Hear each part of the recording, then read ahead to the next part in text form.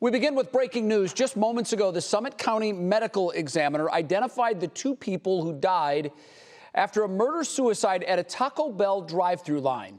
They ruled 25-year-old Megan Kellerman's death a homicide and 53-year-old Jason Williams' death a suicide. Stow police say it appears that Williams got out of his car and killed a woman in her car before turning the gun on himself. We are going to take the press conference live now where police are updating this situation. And guys, I'm hearing a press conference is going on. We're going to start there. We're on scene last night, also with our law director, Riley. If you have any questions, we will ask that you ask those at the end of this statement. Yesterday at 7:19 p.m., an employee from Taco Bell on Graham Road in Stow called requesting officers to respond to their location at the request of a female who was in a drive-thru line reporting that her car had just been struck by the vehicle behind her. Officers were dispatched to respond to a private property crash. Moments later, we received several 911 calls reporting a shooting at that same location. Witnesses reported that a male in the drive-thru line exited his vehicle, approached the car in front of his, and shot the driver. He then used the gun to kill himself. Both individuals were pronounced dead at the scene. The Summit County Medical Examiner's Office was identified the victim as a victim of a homicide. Her name is Megan Kellerman. She's 25 and she's from the city of Stow. The deceased shooter was identified as a 53-year-old male. His name is Jason Williams of Cuyahoga Falls. Detectives were able to process both vehicles earlier today and are gathering evidence that we hope may explain the motivation of the shooter. However, that is unknown at this time. We have no information to indicate that the two subjects knew one another. Witnesses told detectives that Williams began blowing his horn on his vehicle at Miss Kellerman when she pulled in front of him in the drive-thru line, entering the drive-thru line, excuse me. Williams then struck the rear of her vehicle with his car.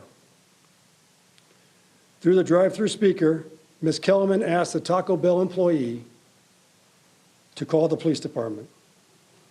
Moments later, Williams exited his vehicle and shot Miss Kellerman and then took his own life.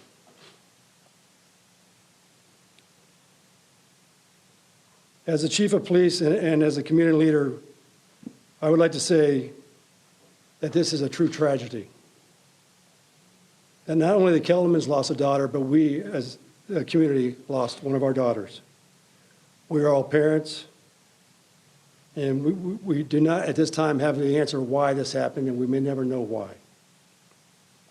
At the family's request, I would like Lieutenant Prusha to read a statement from the family.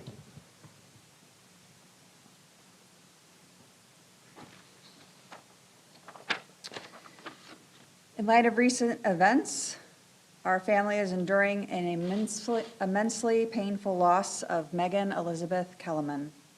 We kindly ask for the media and the public's understanding for our privacy during this difficult time. We appreciate the community's support and hope that our request for privacy will be honored so that we can continue to focus on supporting each other through this difficult period. Sincerely, the Kellerman family.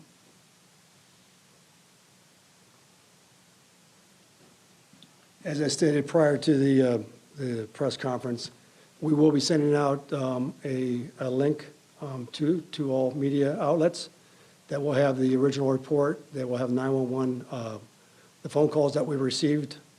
We'll have two videos from body cameras from the two first responding officers, and a copy of the photos of both the victim and the suspect, along with a copy of the statement from the medical examiners. And while we have given you all the information we have at this time, we will entertain any questions. Can you just kind of clarify? I know that you said an employee called about accident there at the Taco Bell, and then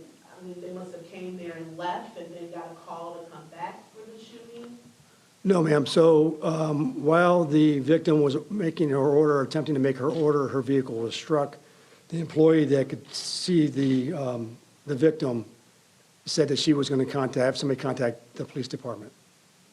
Question, Media to Channel 3. Do you have any priors with Mr. Williams? Was he known to Stow Police at all? I'm not aware that Mr.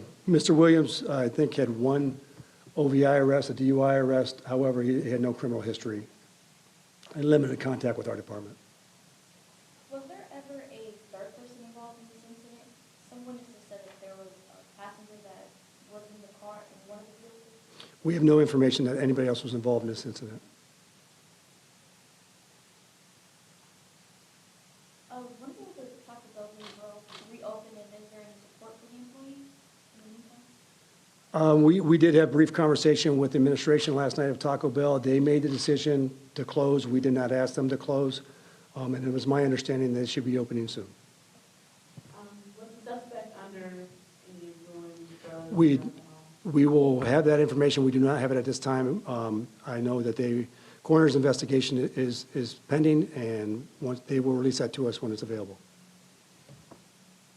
How many people witnessed the situation, the incident? We've had numerous, our detectives followed up this morning with those that called 911. We were also given other information of people as possible witnesses, and we're still following up those leads.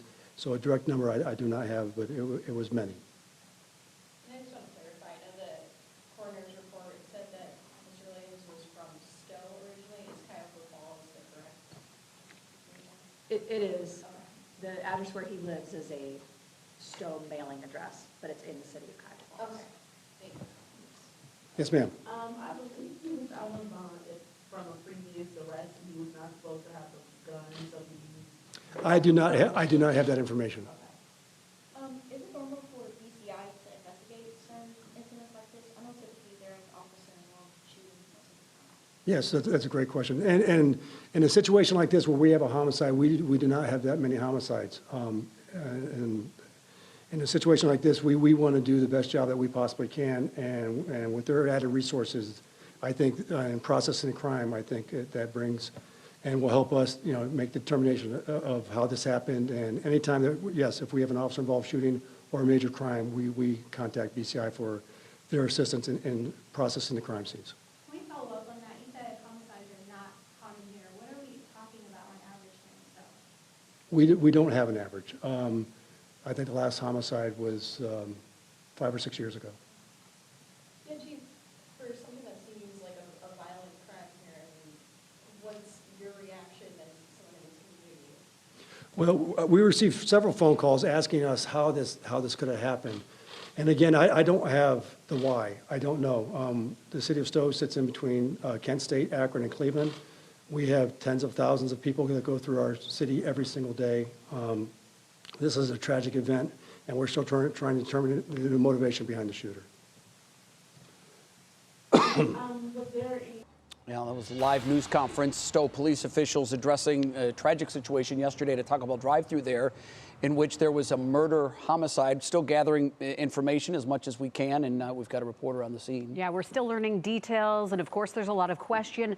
Annabelle Childers is live for us, and Annabelle, if you can, just wrap up for us the details that we've just learned and the questions that still remain.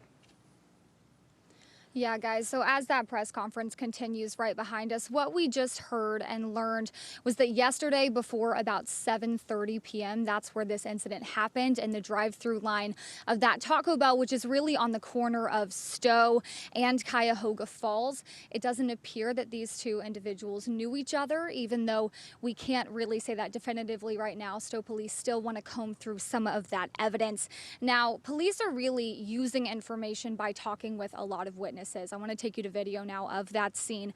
Now you can see all of kind of the chaos that was happening last night. Now police say early reports show a man and a woman were in their own cars in the drive-through line. They believe the man, who we now know as Williams, got out of his car, walked up to the Kellerman's window and shot her. Then he shot himself. And you can see in some of our video the emotion as people took in this crime scene and everything that happened. Now we did speak with a business owner nearby died today, who rushed to that scene when he heard what was going on, and this is what he saw. Well, there were a lot of people here. The parking lot was full. From what I understand, a lot of them were employees going to their next shift, and they weren't able to go there. Some were customers at Taco Bell because that's a very busy place. I mean, there were a lot of sirens and a lot of lights. It was a pretty scary scene. And we're definitely waiting for more information to come from this. Police do tell us they don't have security camera footage because of power outages from last week, so they really are relying on witnesses to fill in the gaps of what happened here. Jay. Well, Childers live for us in Stow. Obviously a tragic situation. We'll continue to cover the story, and we'll bring you the developments as they become available.